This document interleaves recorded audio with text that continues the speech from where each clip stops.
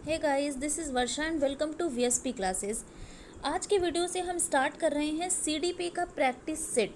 तो इस सिलसिले में आज हम सीडीपी प्रैक्टिस सेट 1 के बारे में बात करेंगे।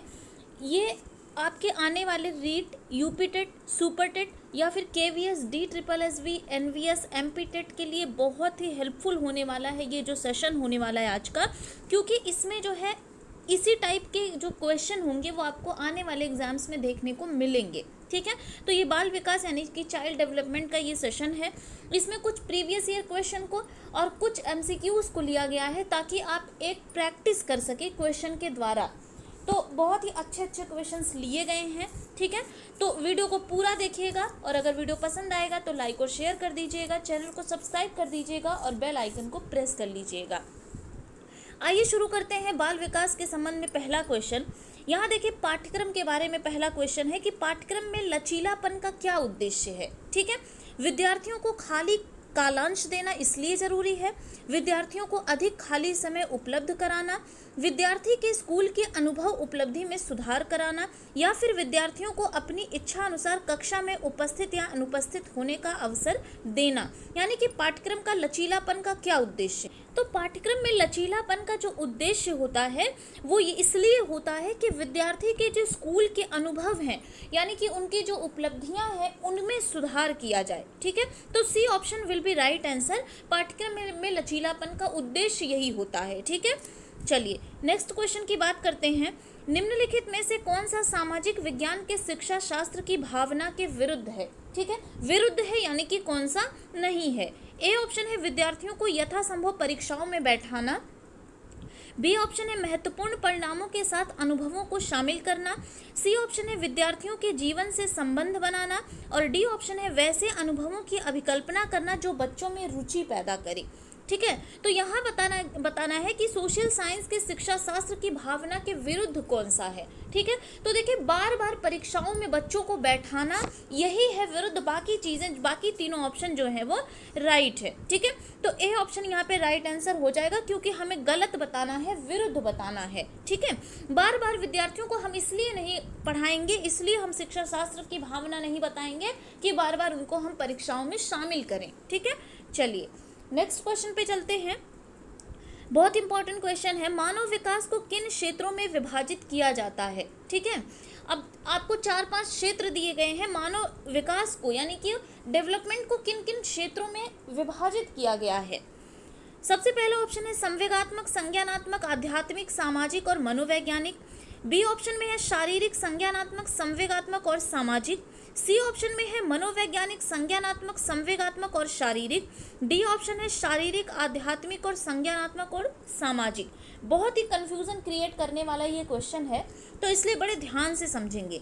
देखिए मानव विकास जो है वो 4 क्षेत्रों में विभाजित किया गया है। ठीक है, सबसे पहले तो देखिए आध्यात्मिक नहीं होगा, मानव विकास के जो क्षेत्र हैं उनमें आध्यात्मिक को नहीं गिना गया है, इसलिए ए ऑप्शन हमारा गलत हो गया। ठीक है, बाकी किसमें आध्यात्मिक है ये देख लीजिए, डी में भी है आध्यात्मिक, ये भी गलत हो गया।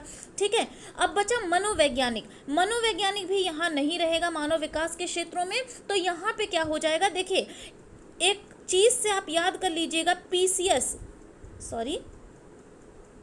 PCS आप सभी जानते हैं, इसमें ई लगा दीजिए। ठीक है, PCS और ई, पी से फिजिकल, सी से कॉग्निटिव, एस से सोशल और ई से इमोशनल। ठीक है, ये 4 क्षेत्र हैं किसके, मानव विकास के, यानी कि शारीरिक, संज्ञानात्मक, संवेगात्मक और सामाजिक। ठीक है, तो यहाँ पे बी ऑप्शन राइट आंसर हो जाएगा। ऑल राइट, चलिए नेक्स्ट क्वेश्चन पे चलते हैं। निम्नलिखित में से कौन सा विकास का सिद्धांत है। ठीक है, यानी कि 4 ऑप्शन दिए गए हैं, इनमें एक जो है वो विकास का सिद्धांत है, बाकी जो है वो विकास का सिद्धांत नहीं है। आपको बताना है कि कौन सा विकास का सिद्धांत है। विकास हमेशा एक ही होता है। ठीक है, तो एक ही होता है, ये कहाँ तक सही है आप बताइए। ये होगा विकास हमेशा रेखीय होता है, एक ही नहीं होता है बल्कि रेखीय होता है। ठीक है, तो विकास जो है वो रेखीय नहीं होता है। ठीक है, बी ऑप्शन है विकास की सभी प्रक्रियाएं अंतः संबंधित नहीं है, बिल्कुल संबंधित है, तो ये भी नहीं होगा। हमें बताना है कौन सा विकास का सिद्धांत है। सभी की विकास दर समान नहीं होती है, बिल्कुल यही हमारा राइट आंसर हो जाएगा। देखिए इंडिविजुअल डिफरेंसेस के कारण क्या होता है कि सभी का विकास दर जो होता है वो समान नहीं होता है, ठीक है, और यह निरंतर चलने वाली प्रक्रिया नहीं है, ये गलत है, क्योंकि विकास जो है, डेवलपमेंट जो है, वो निरंतर चलने वाली प्रक्रिया का नाम है, ठीक है, वो जन्म से लेकर मृत्यु तक निरंतर चलती रहती है। और जब हमने बाल विकास के सिद्धांत को पढ़ाया था तब हमने निरंतरता का एक सिद्धांत बताया था, ठीक है, उसी के अंतर्गत यह आएगा कि यह निरंतर चलने वाली प्रक्रिया है। देखिए प्रत्येक बालक का जो विकास होता है वो दूसरे बालक से भिन्न होता है, ठीक है, यानी कि जब दो या दो से अधिक बालकों की तुलना की जाती है तो कोई ना कोई विभिन्नता जरूर देखने को मिल जाती है। इसलिए ये कहा गया है कि विकास की जो दर होती है वो सभी बच्चों में समान नहीं होती है, ठीक है, तो C option will be right answer. Got it. चलिए नेक्स्ट क्वेश्चन पे चलते हैं। शिक्षण अधिगम प्रक्रिया में व्यक्तिगत रूप से ध्यान देना महत्वपूर्ण है, क्योंकि यानी कि जब शिक्षण अधिगम प्रक्रिया होती है तो जो इंडिविजुअल अटेंशन दी जाती है वो इम्पॉर्टेंट क्यों होती है, ठीक है, शिक्षार्थी हमेशा समूहों में ही बेहतर सीखते हैं इसलिए होती है, या फिर बच्चों की विकास दर भिन्न होती है और विभिन्न तरीके से सीख सकते हैं। सी ऑप्शन है शिक्षक प्रशिक्षण कार्यक्रमों में ऐसा ही बताया गया है इसलिए ध्यान दिया जाता है व्यक्तिगत रूप से, या फिर डी ऑप्शन है इससे प्रत्येक विद्यार्थी को अनुशासित करने के लिए शिक्षकों को बेहतर अवसर मिलते हैं। देखिए सबसे पहले हमें बच्चे को अनुशासित नहीं करना है, ठीक है, तो डी ऑप्शन अपने आप गलत हो गया। शिक्षक प्रशिक्षण कार्यक्रमों में ऐसा बताया गया है इसलिए नहीं करते हैं हम, और शिक्षार्थी हमेशा समूहों में ही बेहतर सीख सकते हैं। हाँ ये बात अलग है कि समूह में बच्चे बेहतर सीखते हैं, लेकिन इसका ये मतलब नहीं है कि हमेशा बच्चे जो होते हैं वो ग्रुप्स में ही बेहतर सीखते हैं, ठीक है, तो ये भी गलत हो गया। बी ऑप्शन यहाँ पे राइट आंसर हो जाएगा।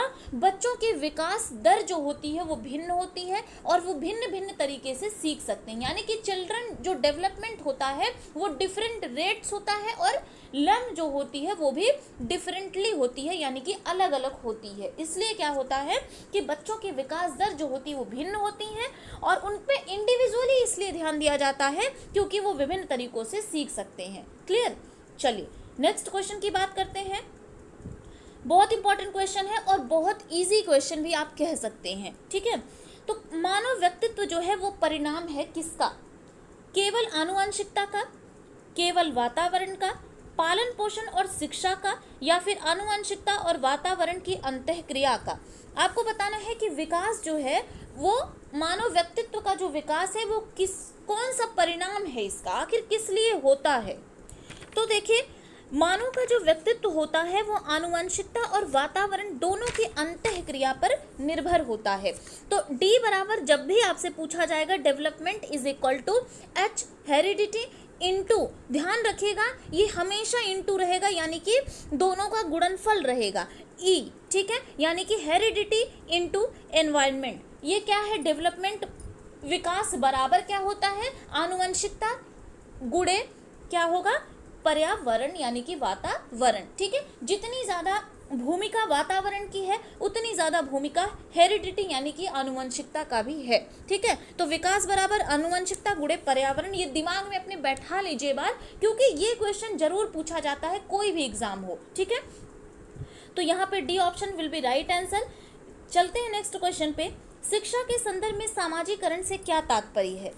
ए ऑप्शन है अपने सामाजिक मानदंड बनाना, बी ऑप्शन है सामाजिक वातावरण में अनुकूलन और समायोजन, सी ऑप्शन है समाज में बड़ों का सम्मान करना, या फिर डी ऑप्शन है सामाजिक मानदंडों का सदैव अनुपालन करना, ठीक है। देखिए सामाजिकरण से तात्पर्य क्या है ये हमसे पूछा गया है कि in the context of education socialization means क्या होता है, ठीक है। तो देखिए adopting and adjusting to social environment, जितना ज़्यादा अच्छे से आप समाज में अपने आप को खुद को एडॉप्ट कर लोगे यानी कि अनुकूलन और समायोजन कर लोगे, एडजस्ट कर लोगे खुद को, इसी को क्या कहते हैं? सामाजिकरण, यानी कि समाज के द्वारा जो नियम बनाए गए हैं उनको आप फॉलो कर लोगे और उनका अनुकूलन करोगे, समायोजन करोगे, इसी को हम क्या कहते हैं? सामाजिकरण। तो बी ऑप्शन यहाँ पे राइट आंसर हो जाएगा। क्लियर। नेक्स्ट क्वेश्चन पे चलते हैं। छोटे शिक्षार्थियों की कक्ष में वयस्कों के साथ अंतःक्रिया करने के लिए प्रोत्साहित करना चाहिए। क्यों करना चाहिए?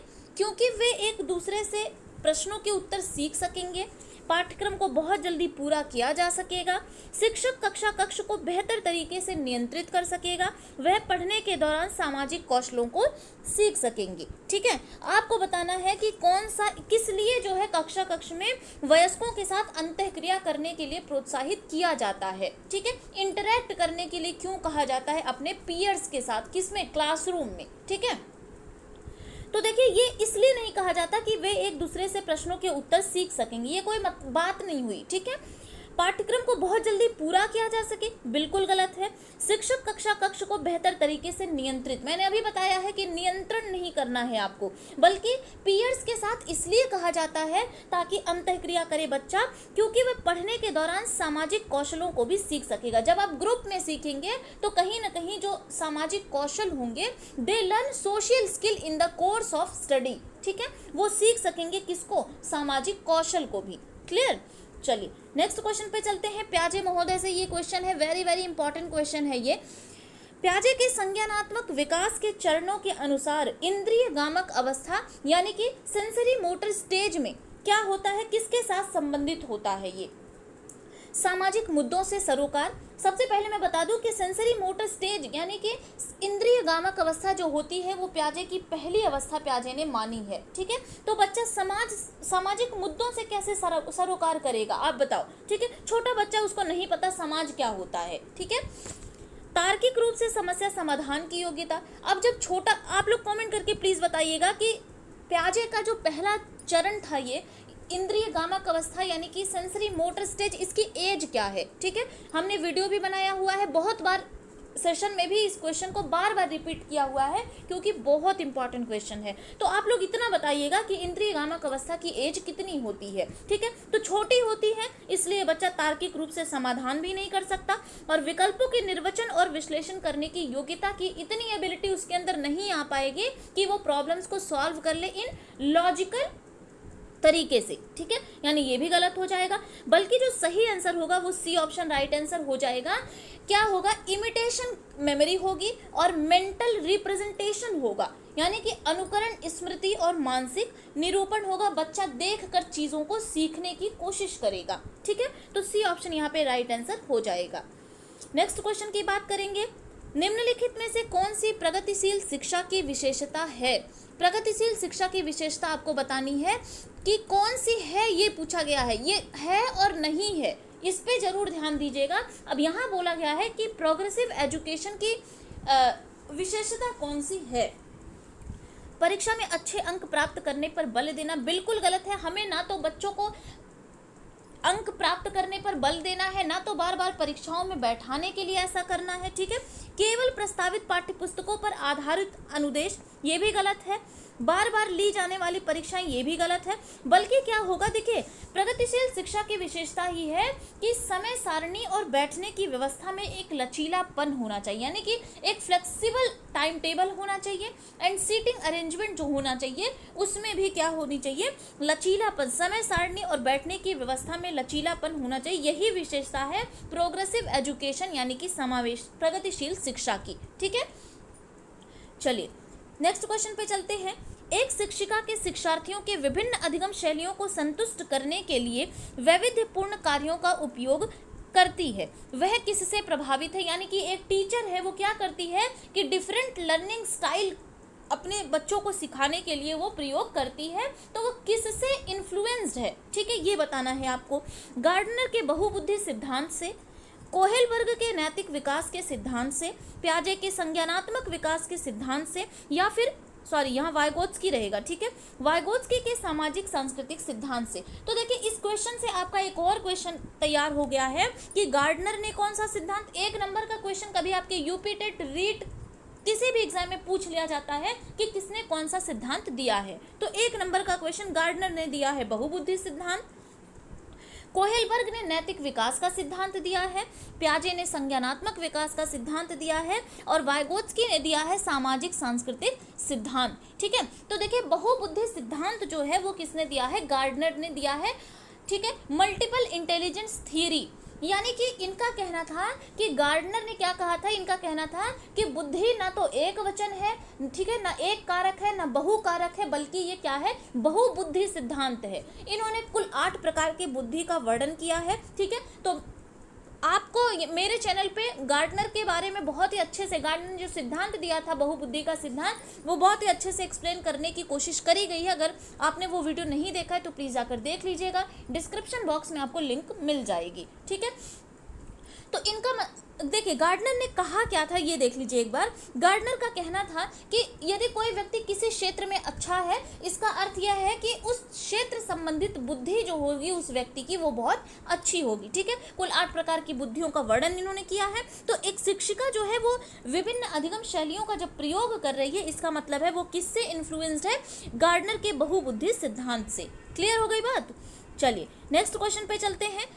ये देखिए, किस इनके अनुसार, ये क्वेश्चन भी बहुत बार पूछा जाता है। तो एक क्वेश्चन आपके सामने है कि किस मनोवैज्ञानिक के अनुसार सभी बालक जन्म के समय समान होते हैं। ये किस मनोवैज्ञानिक ने कहा है कि सभी बालक जन्म के समय समान होते हैं? वॉटसन ने कहा है, क्रो और क्रो ने कहा है, मैकडूगल ने कहा है, या फिर स्किनर ने कहा है? तो देखिए सभी बालक जो होते हैं वो जन्म के समय समान होते हैं, ये किसने कहा था? वॉटसन ने कहा था, ठीक है। एक और बात वॉटसन के बारे में जान लीजिए कि व्यवहारवाद की स्थापना भी किसने की थी? वॉटसन ने की थी, ठीक है। एक और बात है, मौखिक प्रतिवेदन पूछ लिया जाता है क्वेश्चन में कि मौखिक प्रतिवेदन किसने तैयार किया था, तो इसका आंसर भी वॉटसन। यानी कि एक क्वेश्चन से आपके 3 क्वेश्चन आपके तैयार हो गए कि व्यवहारवाद की स्थापना वॉटसन ने की थी, मौखिक प्रतिवेदन किसने तैयार किया था? वॉटसन ने किया था, और सभी बालक जन्म के समय समान होते हैं, ये किसने कहा था? वॉटसन ने कहा था, ठीक है। चलिए नेक्स्ट क्वेश्चन की बात करते हैं। विकास किसका उत्पाद होता है? ठीक है, विकास जो है वो किसका उत्पाद है? अधिगम का, परिपक्वता का, अभ्यास का, या फिर अधिगम तथा परिपक्वता का? तो देखिए डेवलपमेंट कब होगा? जब आप कोई चीज़ सीखेंगे और आप धीरे धीरे आप में क्या होगा, वो क्षमता आप में आएगी, आप परिपक्व हो जाएंगे, ठीक है। तो यहाँ पे डी ऑप्शन राइट आंसर हो जाएगा। अधिगम तथा परिपक्वता का विकास क्या है? उत्पाद होता है, ठीक है। चलिए नेक्स्ट क्वेश्चन पे चलते हैं। बच्चे के, देखिए सबसे पहले मैं बता दूं, वेरी इंपॉर्टेंट क्वेश्चन है ये, कि बच्चे के विकास के सिरस्थ सिद्धांत के अनुसार निम्न में से कौन सा कथन सत्य है? ठीक है, पहला ऑप्शन है विकास पैर से सिर की ओर होता है, बी ऑप्शन है विकास सिर से पैर की ओर होता है, सी ऑप्शन है विकास मध्य भाग से परिधि की ओर होता है, डी ऑप्शन है इनमें से कोई नहीं। ठीक है, जब सिरस्थ सिद्धांत की बात हो रही है तो यहाँ पे साफ साफ कहा जा रहा है कि विकास कैसे होता है, सिर से पैर की ओर होता है। ठीक है, अब विकास सिर से पैर की ओर होता है यानी कि पहले बच्चे का सिर का निर्माण यानी कि विकास होता है, उसके बाद धीरे धीरे उसके बाकी अंगों का विकास होते होते पैर तक होता है। ठीक है, तो यहाँ पे बी ऑप्शन राइट आंसर हो जाएगा। चलते हैं आज के लास्ट क्वेश्चन पे। वाइगोत्स्की ने बाल विकास के बारे में क्या कहा है? पीछे आपने देख लिया होगा, यह संस्कारों की आनुवंशिकी के कारण होता है, यह सामाजिक अंतःक्रियाओं का उत्पाद होता है, यह समावेशन और समायोजन का परिणाम होता है, कि यह औपचारिक शिक्षा का उत्पाद होता है। ठीक है, तो अभी हमने बात करी थी वाइगोत्स्की की बात, जहां आए आप एक चीज याद रखिएगा, सोशल यानी कि सामाजिक। ठीक है, तो इन्होंने संस्कारों की और आनुवंशिकता की कोई बात नहीं करी थी, समावेशन और समायोजन की बात इन्होंने नहीं की थी, और ना ही औपचारिक शिक्षा की बात करी थी। इन्होंने सिर्फ और सिर्फ किसकी बात की थी? सामाजिक सांस्कृतिक की बात की थी। ठीक है, अपने सिद्धांत में इन्होंने सिर्फ सामाजिक, सांस्कृतिक और लैंग्वेज यानी कि भाषा, 3 चीज़ों पर इन्होंने फोकस किया था। तो यहाँ पे आपका जो राइट आंसर हो जाएगा वो होगा बी। ठीक है, तो ये थे आज का हमारा प्रैक्टिस सेट में टोटल जो है वो 15 क्वेश्चन को हमने लिया था। क्वेश्चन का जो लेवल है वो बहुत अच्छे लेवल के क्वेश्चन आज इस सेशन में थे। तो अगर आपको वीडियो पसंद आया होगा तो वीडियो को लाइक और शेयर कर दीजिएगा, चैनल को सब्सक्राइब कर दीजिए, बेल आइकन को प्रेस कर लीजिए ताकि लेटेस्ट नोटिफिकेशन आपको मिलती रहे। Thank you.